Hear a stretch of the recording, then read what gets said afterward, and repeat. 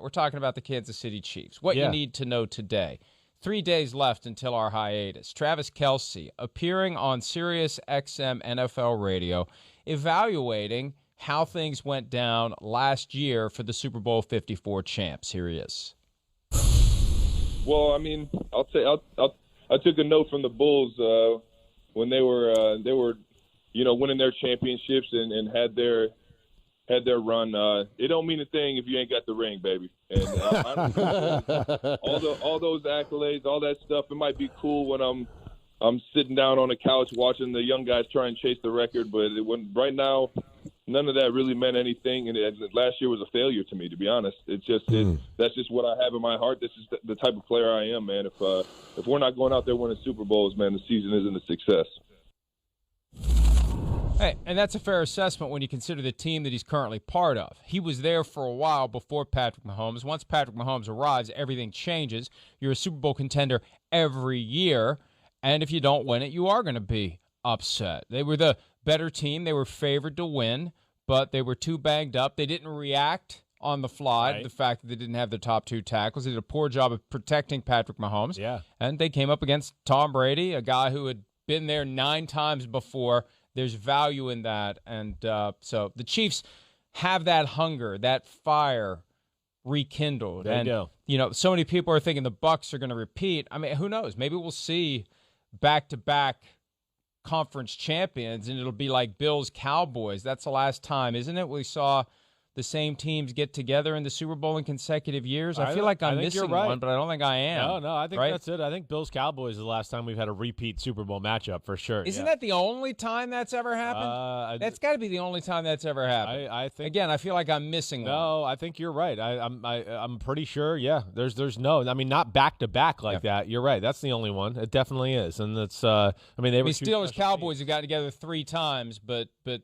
Consecutive, same year, same teams, right. And it wouldn't surprise me if it happened. The Chiefs are going to have a harder road, I think, than the Buccaneers, but the Chiefs are more determined because they tried to get back to the top of the mountain and they failed. So this year, winning the Super Bowl is an improvement over what happened last year. For the Bucs, it's just, hey, go climb that same mountain you already climbed with, a bigger target on your back. But it doesn't surprise me. I talked to Travis Kelce during the season after one of their wins, and they viewed the loss to the Raiders as a disappointment, as a glitch, as something to learn from.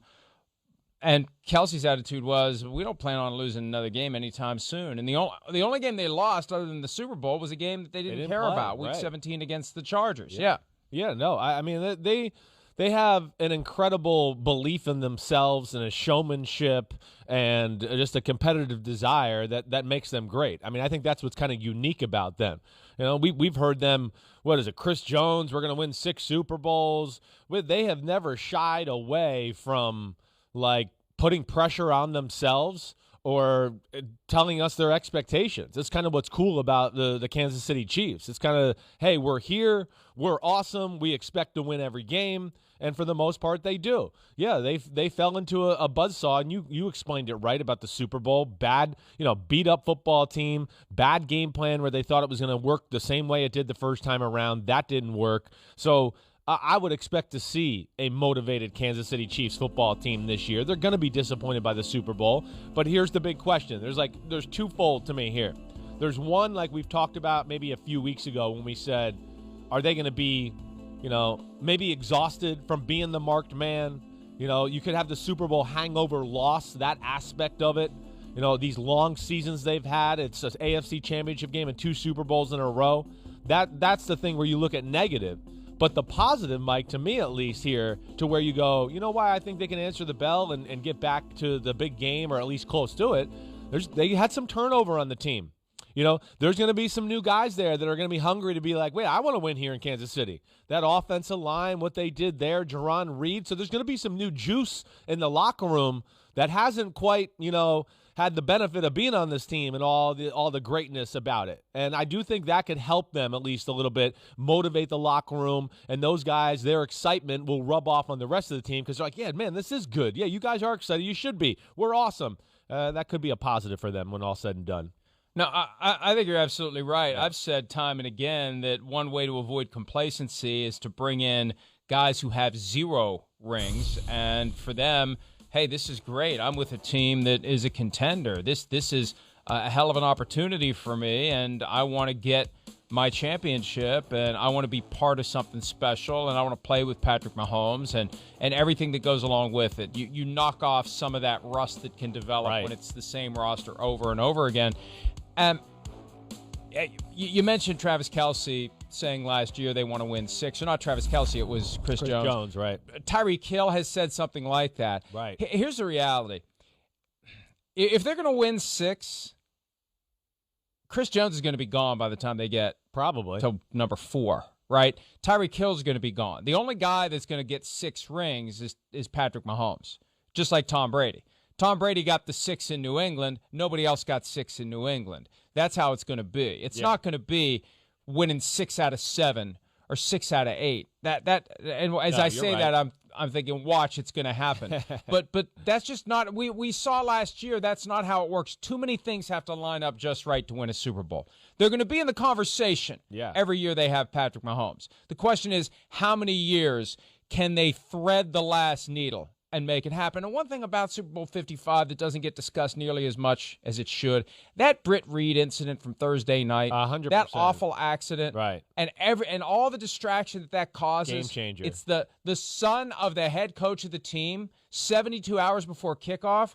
That had to have been a huge factor in just what seemed to be a Chiefs team that wasn't ready to answer the bell. Yeah, I agree. The beat-up factor, maybe a little complacency, and hey, we're the man. We've already beat this team. We're going to do it again. But the Britt Reed thing, is real. There's no doubt about that. I mean, imagine, you said it. It's the head coach's son. He's a coach on the football team. This happened. It was a horrible event. What do you think the Chiefs players were talking about in the locker room Friday and Saturday when they got in there? They weren't talking about the Super Bowl. They weren't talking about the game.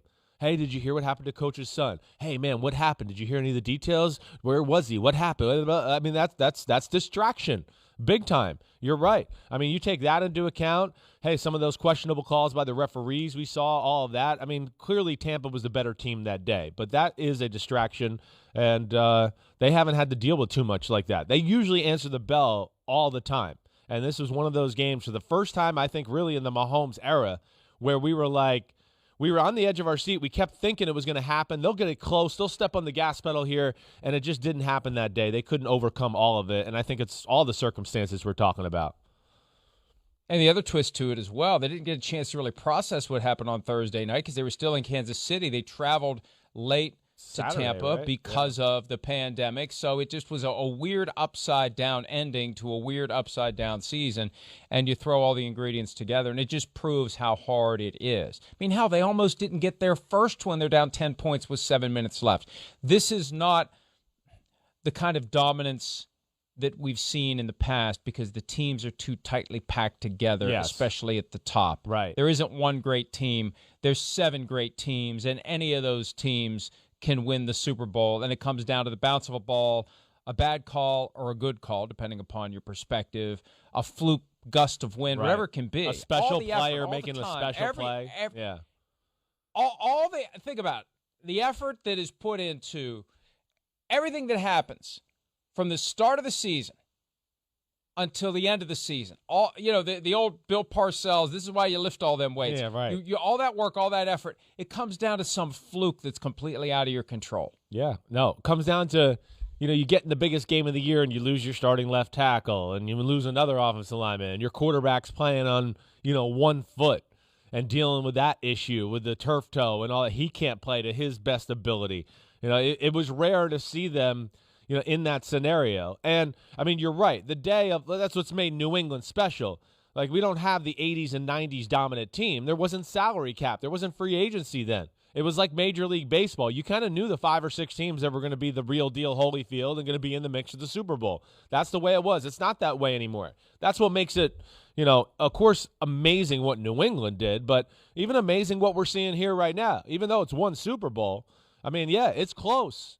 They've won some games where you could sit here and go, I don't know if they were really better than San Francisco. They might have got a lucky call, and they just had the best player on the field. That's the biggest thing. And he is the ultimate eraser or, gap filler, whatever you want to say. He is amazing at, if the game's close, you feel like Kansas City's going to win because 15's at quarterback, and he's just going to make the play to do it. And that's what makes them special and kind of fun, too. Hi, I'm Mike Tirico, and thanks for watching. Make sure to hit subscribe for the latest news and highlights from NBC Sports.